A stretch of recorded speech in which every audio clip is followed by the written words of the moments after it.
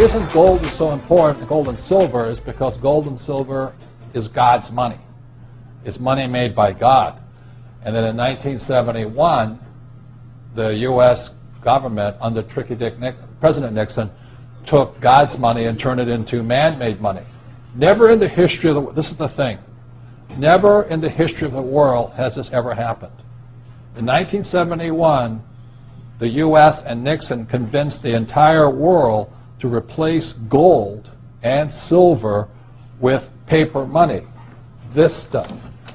Cash is trash. So the reason we have so much volatility in the world today is historically, since the time of the Romans and the Greeks and the French and the English and the Germans, every time they have taken God's money, like silver here, and replaced it with man-made money, there's been economic volatility.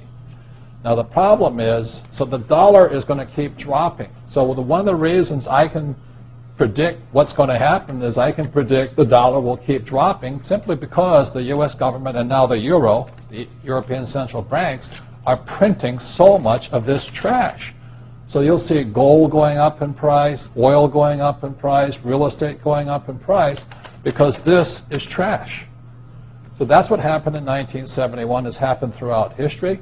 And the reason this current election doesn't make any difference is the only person that can put this back in place is a strong, charismatic leader. People like Julius Caesar, Napoleon. That's why they were such great leaders, was they actually replaced this with this. Unfortunately, we do not have that person among the candidates. I know Ron Paul, philosophically, I agree with him as closely as possible, but unfortunately I don't think Ron Paul has the chutzpah, as my Jewish friends would say, to change this whole thing. So there will be more this printed than ever before, which means the dollar keeps coming down and other things keep going up. And that's really what's going to happen. It's predictable. And eventually this will go to its true worth, zero. So all of you savers out there and people trying to save this trash, you're going to lose big time. With that, Mike Maloney.